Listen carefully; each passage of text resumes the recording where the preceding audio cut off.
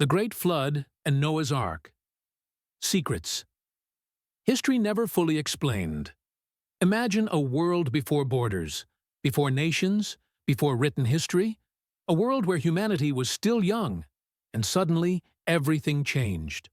Rain began to fall, not for hours, not for days, but for weeks. Rivers swallowed cities, mountains disappeared underwater, civilizations vanished without leaving a trace. This is not just a religious story. This is one of the oldest memories humanity has ever shared. This is the story of the Great Flood and the mystery of Noah's Ark. But what if this story is not a myth? What if it is a distorted memory of a real global catastrophe? The flood story that refuses to disappear. Most people associate the Great Flood only with the Bible or the Quran, but this is where the story becomes unsettling. Because the flood does not belong to one religion, it appears everywhere. In ancient Mesopotamia, the Epic of Gilgamesh describes a man warned by the gods to build a massive vessel to survive a world-ending flood. In Babylonian tablets, the survivor is named Utnapishtim. In ancient India, sacred texts describe Manu, guided by a divine being to save life from a great deluge. Chinese legends speak of a time when the waters reached the heavens. Native American tribes tell stories of a world drowned and reborn. Different continents, different cultures, different gods, yet the same core story. A warning, a flood, a vessel, survival, a new beginning. How could civilizations separated by oceans remember the same catastrophe? Myth or collective memory? Modern psychology speaks of something called collective memory. Events so traumatic, so overwhelming, they survive through stories for thousands of years. What if the flood was one of those events? Not a fairy tale, not a metaphor, but the first global disaster humanity ever experienced. And, like all ancient memories, it was preserved through symbolism, faith, and fear. Noah, more than a religious figure. Religious texts describe Noah as a prophet. But consider another perspective. What if Noah was also a leader, a scientist of his time, an observer of nature? Someone who noticed signs others ignored, rising waters, unusual weather, unstable land. While others laughed, Noah prepared. Because history shows us something uncomfortable. Humanity often mocks warnings, until it is too late. The Ark, impossible or genius? The Ark is often ridiculed. How could one man build such a massive ship? How could it carry animals? How could it survive a global flood? But here's what many people don't know. The Ark's dimensions are described with engineering-level precision. When modern naval architects analyze these measurements, they discover something shocking. The proportions maximize stability. The length-to-width ratio reduces capsizing. The design is ideal for surviving violent waves. In fact, similar proportions are used in modern cargo ships. The Ark was not designed for speed. It was designed to survive chaos.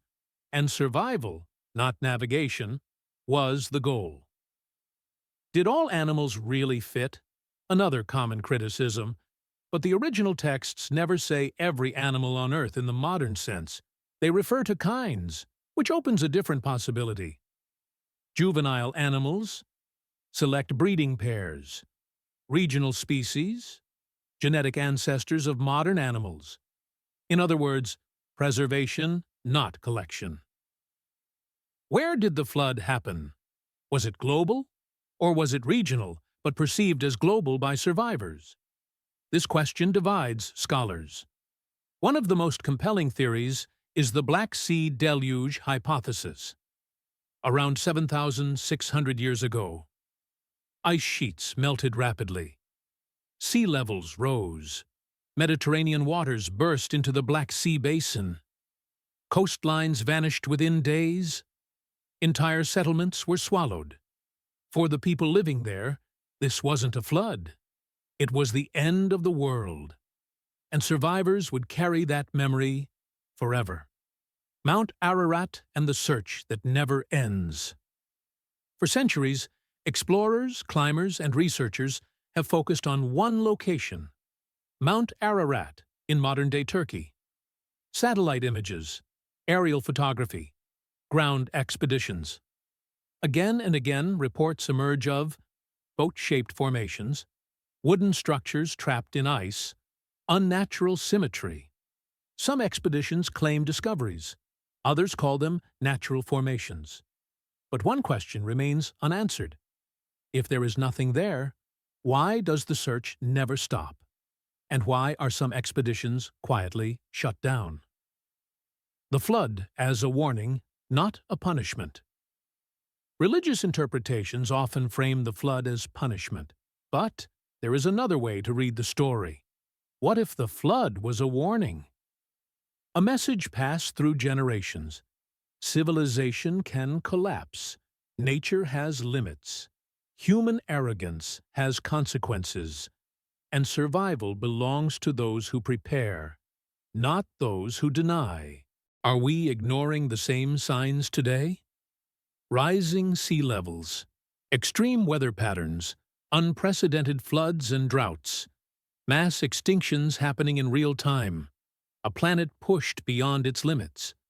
Sound familiar? We are told these are new problems, that humanity has never faced anything like this before.